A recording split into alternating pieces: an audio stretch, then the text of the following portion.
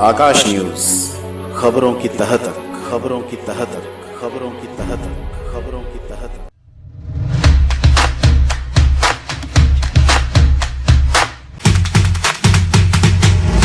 इतनी है कि मेरे हाथ में पट्टी बंध गई है, टूट गया हाथ मेरा। यहाँ पे रात को हम निकल नहीं सकते, कुछ नहीं हो सकता। यहाँ पर निकली, मेरा पैर फिसला, टूट गया हाथ मेरा। तो समस्या कितनी आप खुद देख सकते हो। अब आम आदमी है, क्या क्या करेगा बताओ। बच्चे गिर जाते हैं, उनको कैसे बचाएंगे। पैसों से तो हर चीज नहीं आ सकती ना। बच्चों को नहीं ला सकते ना पैसों से हम।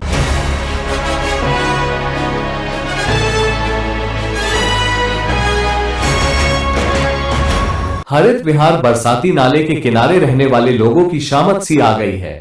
जरा सी बारिश होती है तो फिसलन होने से किसी के हाथ टूट रहे हैं तो किसी के पांव। यही नहीं, बाउंड्री वाल न होने से बच्चे भी इस नाले में गिर जाते हैं, जिन्हें बड़ी मुश्किल से बचाया जाता है। इस नाले की सफाई के लिए हर वर्ष करोड़ों रुपए स्वाहा हो जाता है। इसके बावजूद स्थिति जस की तस बनी रहती है।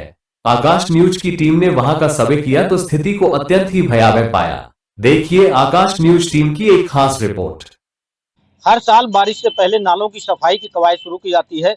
लाखों का करोड़ों का टेंडर छोड़ा जाता है ताकि नाले जो बरसाती नाले हैं इनकी सफाई हो सके। मैं दिखाना चाहूंगा, ये बरसाती नाला है, ये कई किलोमीटर तक जाता है। ये बरसाती नाले पर पूरा बुराड़ी विधानसभा इस पर डिपेंड है। बुराड़ी विधानसभा का जब बरसात होता है या वैसे भी कॉलोनियों का जो पानी है इसी नाले से होता हुआ जो है वो बाहर को निकलता है। इस नाले की सफाई शुरू तो की गई है, लेकिन मैं दिखाना चाहूंगा कि सिर्फ खाना पूर्ति करके छोड़ दिया गया है। यहाँ स्थानीय लोगों ने बताया कि जेसीबी आई थी, सफाई कर रही थी, लेकिन नाले को देखकर ऐसा लगता नहीं है कि प्रॉपर तरीके से सफाई की गई है। जैसा कि हर वर्ष जो है सफाई की खाना पूर्ति की जाती है, वैसे ही लगभग इस बार भी सफाई के लिए खाना पूर्ति कर दी गई है। यहाँ के जो स्थानीय लोग हैं इस नाले की गंदगी से, इसके बदबू से परेशान है।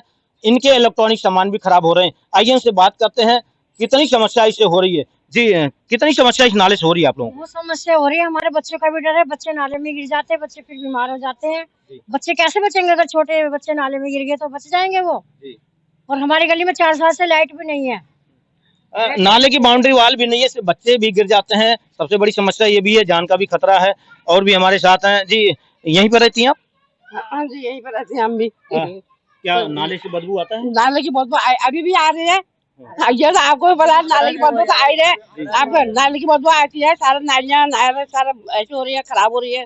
बच्चे बीमार हो रहे हैं, मेरी फौजी भी बीमार हो गया, हॉस्पिटल में दाखिला हो रही है।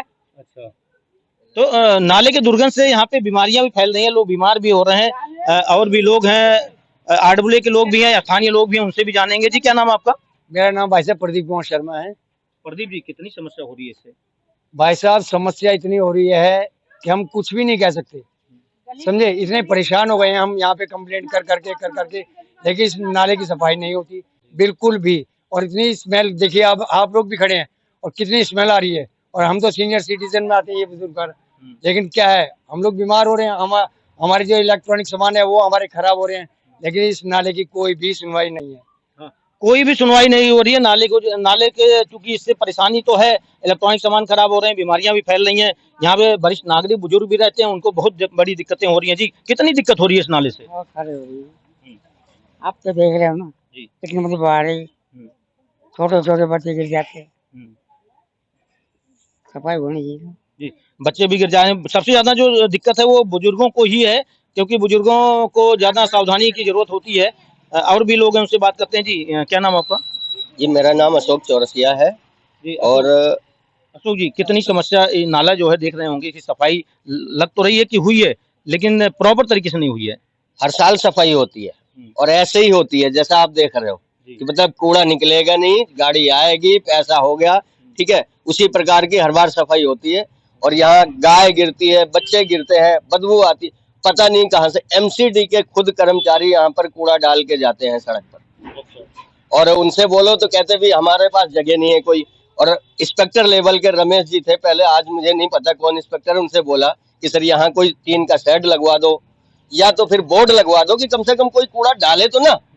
कि हाँ मैं देखूंगा, कर लूंगा, काउंसलर से बात करूंगा। काउंसलर बदल गया, विधायक आया, दिल्ली की सरकार बदल गई, विधायक वही रहा, काउंसलर बदल गया, लेकिन हमारे हालात वही के वही है। तो सत्ता बदल गई है, शासन बदल गया, लेकिन जो व्यवस्थाएं हैं वो नहीं बदली है। जस के तस समस्याएं हैं। हरित विहार वासियों को सबसे बड़ी जो दिक्कत है वो इस नाले की वजह से, जो इस नाले के आसपास रह रहे हैं वो कहीं ना कहीं बीमार पड़ रहे हैं। इलेक्ट्रॉनिक सामान भी खराब हो रहे हैं, लेकिन इनकी समस्याओं का समाधान नहीं हो रहा है, चाहे वो शासन में कोई भी आ जाए। आज दिल्ली में रेखा सरकार यानी भाजपा की सरकार आ गई, उसके बाद भी समस्याएं जस की तस हैं। हर साल जो है इसका टेंडर हो जाता है और लाखों करोड़ों कहाँ गायब हो जाते हैं कुछ पता ही नहीं लगता है। आकाश न्यूज दिल्ली के लिए मैं हूँ बी आर मौर्य।